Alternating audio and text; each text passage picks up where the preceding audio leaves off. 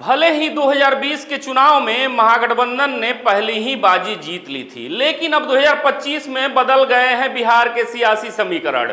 ऐसे में सवाल है, क्या 2025 में तेजस्वी और महागठबंधन को चलनी होगी नई सियासी चाल? दरअसल ये कहना गलत नहीं होगा कि 2020 में अगर चिराग की एलजेपी और उपेंद्र कुशवाहा की आरएलएसपी एनडीए के साथ होते तो नतीजा कुछ और हो सकता था, क्योंकि एलजेपी ने केवल उन्हीं सीटों पर चुनाव लड़ा जो नीतीश कुमार की पार्टी जेडीयू के खाते में थी। वहीं उपेंद्र कुशवाहा की आरएलएसपी ने एनडीए को लगभग 20 सीटों पर झटका दिया था। ऐसे में आइए डालते हैं एक नजर 2020 से 2025 तक बिहार के बदले हुए सियासी समीकरण पर। आपको बता दें कि वर्ष 2020 में बिहार विधानसभा चुनाव 3 चरणों में संपन्न हुए थे।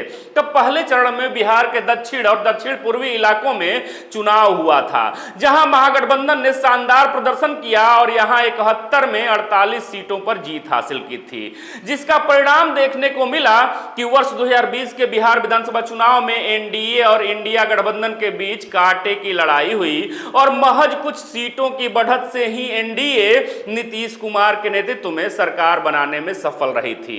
दरअसल पहले चरण की 70% सीटें महागठबंधन के खाते में गई थी, अर्थात स्पष्ट कर दें या यूं कहें तो पहले चरण में 14 जिलों की 71 सीटों पर चुनाव हुआ था, जिनमें 48 सीटें महागठबंधन ने जीती, जबकि एनडीए को केवल 21 सीटों पर संतोष करना पड़ा।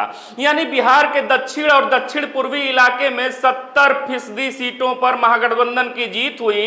वहीं अगर महागठबंधन की बात करें तो यहां जीती हुई 48 सीटों में 33 सीटें आरजेडी ने, 8 सीटें कांग्रेस ने, जबकि बाकी 7 सीटें सीपीआई माले ने अपने पाले में लिया था। इतना ही नहीं, प्रथम चरण चुनाव के 14 में से 6 जिले ऐसे थे जिनमें एनडीए का सुपड़ा साफ हो गया था, और इन 6 जिलों में रोहतास, बक्सर, कैमूर, औरंगाबाद, जहानाबाद और अरवल शामिल थे।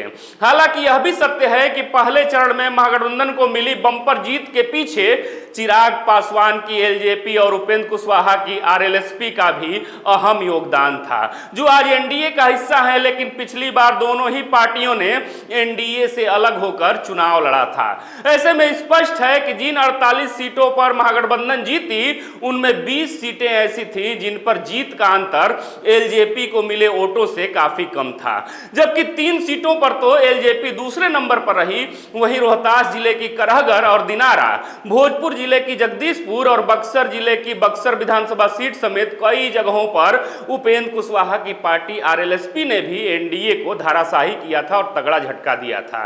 ऐसे में यह कहना गलत नहीं होगा कि अगर चिराग पासवान और उपेंद्र कुशवाहा एनडीए के साथ होते तो 2020 का नतीजा कुछ और हो सकता था। लेकिन इस बार यानी 2025 में एनडीए के लिए यहां अच्छी खबर है, क्योंकि अब चिराग पासवान और उपेंद्र कुशवाहा दोनों ही एनडीए के मजबूत सहयोगी हैं। ऐसे में इस बार महागठबंधन को जहां अपने इस गढ़ को बचाने की चुनौती है, वहीं एनडीए के सामने इसे ध्वस्त करने की भी बड़ी रणनीति है।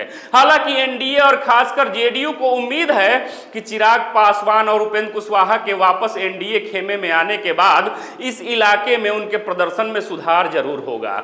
ऐसे में सवाल है कि क्या महागठबंधन को एनडीए को मात देने के लिए अपनी रणनीति को बदलना होगा? आप भी जवाब जरूर दीजिएगा। फिर से मिलेंगे एक नए वीडियो में, तब तक देखते रहे खबरों खिलाड़ी। जय हिंद, जय भारत।